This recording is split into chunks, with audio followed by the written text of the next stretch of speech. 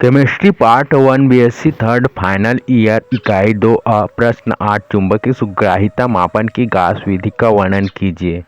अगर आपको भी लगने लगे कि पढ़ाई करना सबसे मुश्किल काम है तो समझ जाओ, आपको दुनिया की कोई भी ताकत नहीं रोक सकती दूसरों के यहाँ मजदूरी करने से। पढ़ाई करो सिर्फ पढ़ाई।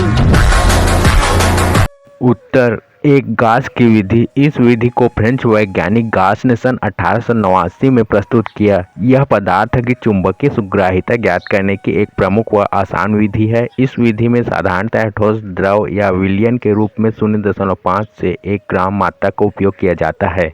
तो चलिए शुरू करते हैं। सिद्धांत प्रिंसिपल। किसी पदार्थ को चुंबकीय क्षेत्र में रखने पर उसके भार में अंतर आ जाता है। चुंबकीय क्षेत्र की उपस्थिति तथा अनुपस्थिति में पदार्थ के भार का अंतर यदि डेल्टा एम हो तो पदार्थ में कार्यरत बल F equal delta M G. यदि पदार्थ तथा वायु की आयतन सुग्रीताएं क्रमशः K1 तथा K2 हो तो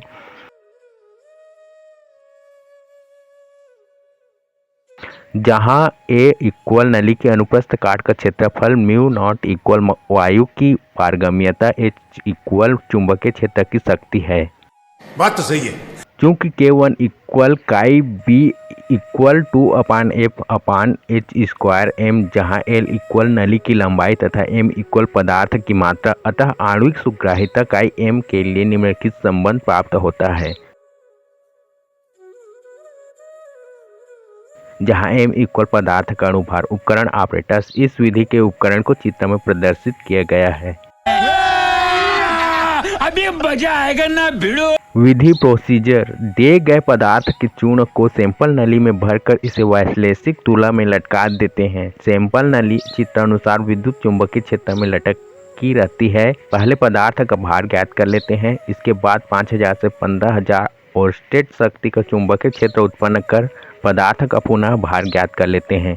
दोनों भार का अंतर डेल्टा एम ज्ञात करके सूत्र द्वारा चुंबकीय आणविक सुग्राहिता की गणना कर लिया जाता है। 2 नाभिक चुंबकीय अनुनाद विधि। यह आधुनिक तकनीक सन 1946 में खोजा गया जो पदार्थों के गुणात्मक व परिमाणात्मक विश्लेषण में महत्वपूर्ण भूमिका निभाता है। यह नाभिक एवं रेडियो आवृत्ति विकिरणों की अन्योन्य क्रियाओं पर आधारित है। इसका उपयोग चुंबकीय सुग्राहिता मापन में भी किया जाता है। सुग्राहिता का चुंबकीय क्षेत्र शक्ति से निम्नलिखित संबंध होता है, जहाँ काई इक्वल ग्राम सुग्राहिता, C इक्वल ग्राम प्रति लीटर में सांद्रता, काई नॉट इक्वल विलायक की ग्राम सुग्राहिता, H इक्वल चुंबकीय क्षेत्र शक्ति, डेल्टा H इक्वल क्षेत्र शक्ति परिवर्तन, D नॉट इक्वल विलायक का घनत्व, DS इक्वल विलयन का घनत्व है।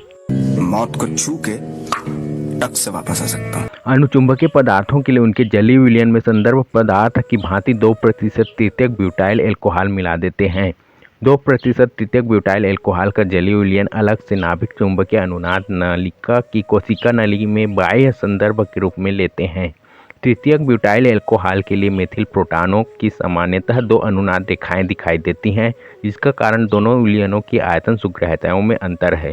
ब्यूटाइल एल्कोहल की ग्राम सुग्राहिता 0.72 × 10⁻6 पाई जाती है। यदि पदार्थ अत्यधिक चुंबकीय हो तो D नॉट - DS/C इंटू काई नॉट को नगण्य माना जा सकता है।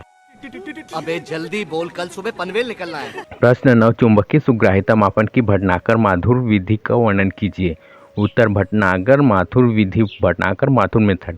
पदार्थ को चुंबकीय क्षेत्र में रखने पर उसके भार में अंतर आ जाता है। भार का यह अंतर पदार्थ पर कार्यरत बल की गणना करने में प्रयुक्त किया जा सकता है।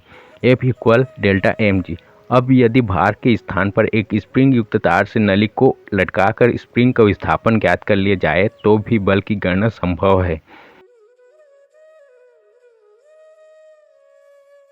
अब यदि स्प्रिंग का विस्थापन ज्ञात किया जाए तो F इक्वल L/S इंटू जी, जहाँ L इक्वल बिंदु दर्शक पॉइंटर का विस्थापन, S इक्वल 1 ग्राम पदार्थ द्वारा बिंदु दर्शक का विस्थापन, G इक्वल गुरुत्वीय बल,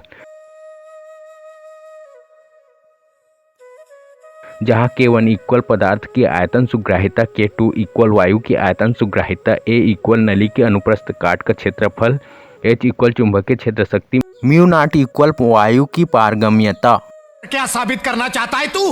क्या साबित करना चाहता है तू? उपकरण ऑपरेटर्स भटनागर माधुर विधि में प्रयुक्त उपकरण चित्रानुसार होता है। इसमें पीतल के एक हुक से चांदी की स्प्रिंग लटकी होती है। इस स्प्रिंग से एक बिंदु दर्शक लगा होता है।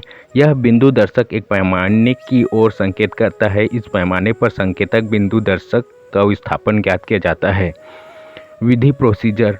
पहले चुंबकीय क्षेत्र की अनुपस्थिति में नमूना नली में पदार्थ भरकर संकेतक का प्रेक्षण ले लेते हैं।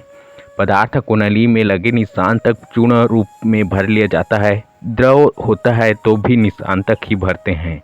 इसके पश्चात चुंबकीय क्षेत्र की उपस्थिति में संकेतक का प्रेक्षण पुनः लेते हैं। दिए गए सूत्र द्वारा आयतन सुग्राहिता ज्ञात कर ली जाती है। 1 ग्राम पदार्थ के लिए संकेतक का विस्थापन पहले ही ज्ञात कर लिया जाता है। अच्छा, हमको सिखा रिया है। प्रश्न 10 क्विंके विधि से किस प्रकार के पदार्थों की चुंबकीय सुग्राहिता का मापन किया जाता है? इस विधि के सिद्धांत को समझाइए। उत्तर क्विंके विधि क्विंकेस मेथड। सन 1885 में क्विंके ने इस विधि का प्रयोग द्रवों तथा गैसों के लिए किया। इस विधि में चुंबकीय क्षेत्र में कार्यरत बल द्रव स्थैतिक हाइड्रोस्टैटिक दाब द्वारा ज्ञात किया जाता है। सिद्धांत प्रिंसिपल। द्रव के तल पर बल का प्रयोग करने से द्रव तल की ऊंचाई में परिवर्तन हो जाता है। द्रव तल में यह परिवर्तन लगाए गए बल के समानुपाती होता है। किसी चुंबकीय द्रव को चुंबकीय क्षेत्र में रखने पर उसके तल में परिवर्तन द्वारा द्रव स्थैतिक दाब भी परिवर्तित होता है। अतः चुंबकीय क्षेत्र में पदार्थ को रखकर द्रव स्थैतिक दाब परिवर्तन द्रव तल के अंतर द्वारा ज्ञात किया जा सकता है। माना द्रव तल की ऊंचाई में डेल्टा एच परिवर्तन होता है तो द्रव स्थैतिक दाब निम्न प्रकार व्यक्त किया जा सकता है।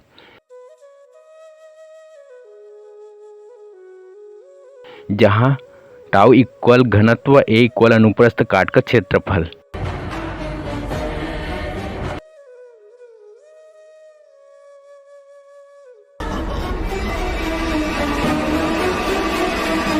उपकरण ऑपरेटर्स। इस विधि में प्रयुक्त उपकरण चित्रानुसार होता है। इसमें एक केशिका नली युक्त यू नलिका होती है। केशिका नली का ऊपर वाला सिरा प्रबल चुंबकीय क्षेत्र में रखा जा सकता है। केशिका नली में द्रव तल परिवर्तन को मापने के लिए एक पैमाने का प्रयोग किया जाता है। विधि प्रोसीजर। चुंबकीय क्षेत्र की अनुपस्थिति में प्रायोगिक द्रव को नली में भर लेते हैं। अब चुंबक के ध्रुवों के मध्य द्रव तल का प्रेक्षण ले लिया जाता है। इसके पश्चात 25,000 ओस्टेट चुंबकीय क्षेत्र उत्पन्न कर द्रव तल का पुनः प्रेक्षण ले लेते हैं। दोनों प्रेक्षणों का अंतर डेल्टा एच के बराबर होता है। यदि क्षेत्र शक्ति ज्ञात नहीं हो तो एक संदर्भ पदार्थ लेकर उसके लिए डेल्टा एच ज्ञात कर लेते हैं। संदर्भ पदार्थ के लिए ग्राम सुग्राहिता ज्ञात होती है। इस स्थिति में निम्नलिखित सूत्र द्वारा सुग्राहिता ज्ञात कर लेते हैं। तू समझा? हाँ।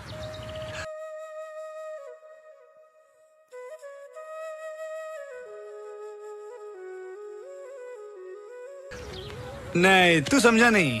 प्रश्न 11 अचुंबकीय सुग्राहिता से क्या समझते हैं? चुंबकीय सुग्राहिता के मापन की क्यूरी विधि का वर्णन कीजिए। उत्तर चुंबकीय सुग्राहिता। चुंबकीय सुग्राहिता मापन की क्यूरी विधि। सिद्धांत प्रिंसिपल। यदि किसी पदार्थ को विसंमांगी चुंबकीय क्षेत्र में रखा जाता है तो उस पर कार्यरत बल उसको विस्थापित कर देता है।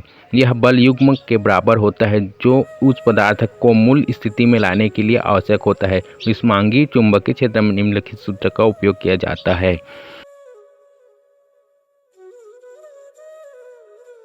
K1 व K2 इक्वल पदार्थ तथा वायु की आयतन सुग्राहिताएं।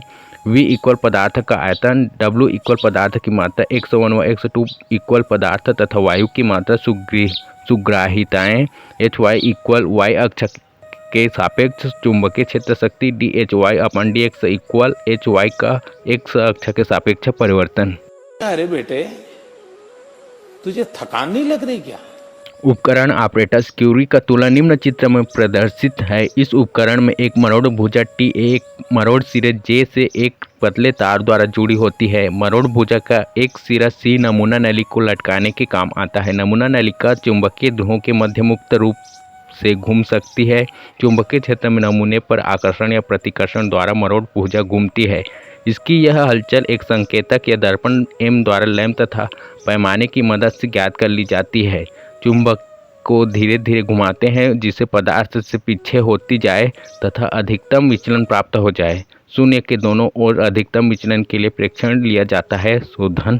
के लिए आसुत जल को मानक पदार्थ की भांति प्रयुक्त करते हैं। पहले रिक्त नलिका के लिए प्रेक्षण लेते हैं, उसके पश्चात पदार्थ भरकर प्रेक्षण लेते हैं। चुंबकीय सुग्राह्यता का मान निम्नलिखित सूत्र से ज्ञात कर लिया जाता है।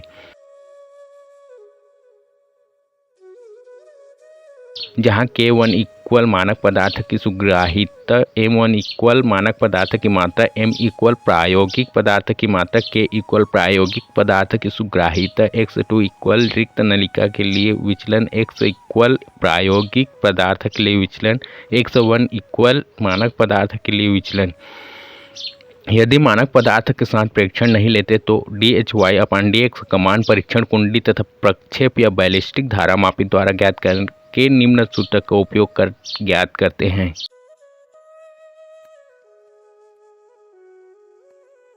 चुप, बिल्कुल चुप। हिम्मत कैसे हुई तेरी मुंह खोलने की? प्रश्न 11 केवल चक्रण सूत्र क्या है, इसकी व्युत्पत्ति कीजिए तथा इसका उपयोग बताइए। उत्तर केवल चक्रण सूत्र संक्रमण धातु संकुलों या पदार्थों के चुंबकीय आघूर्ण को ज्ञात करने का एक सूत्र है। इस सूत्र द्वारा अयुग्मित इलेक्ट्रॉनों द्वारा अपनी चक्रण गति से उत्पन्न चक्रण चुंबकीय आघूर्ण को ज्ञात किया जाता है।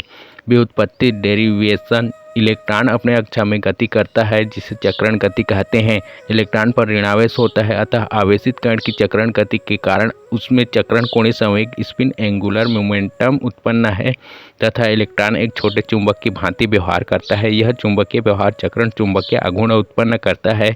इलेक्ट्रॉनों का चक्रण कोणीय संवेग S निम्नलिखित सूत्र द्वारा व्यक्त किया जाता है।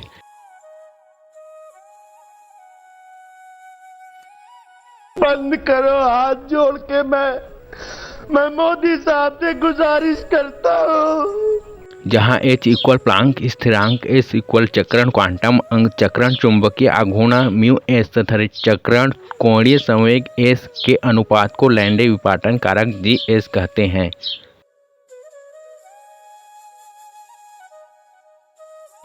यहाँ μS को बोर मैग्नेटॉन Bm इकाई में तथा S को H/2π की इकाई में लिया जाता है। चक्रण चुंबकीय आघूर्ण के लिए G का मान 2 लिया जाता है। यह एक इलेक्ट्रॉन युक्त तंत्र के चक्रण चुंबकीय आघूर्ण का मान है। एक से अधिक इलेक्ट्रॉन युक्त परमाणु में प्रत्येक इलेक्ट्रॉन के चक्रण चुंबकीय आघूर्ण एक दूसरे के साथ अन्योन्य क्रिया में भाग लेंगे, अतः सभी S वेक्टर या चक्रण कोणीय संवेग संयुक्त होकर परिणामी चक्रण कोणीय संवेग रिजल्टेंट स्पिन एंगुलर मोमेंटम देते हैं। इसे कैपिटल लेटर S से व्यक्त किया जाता है। अतः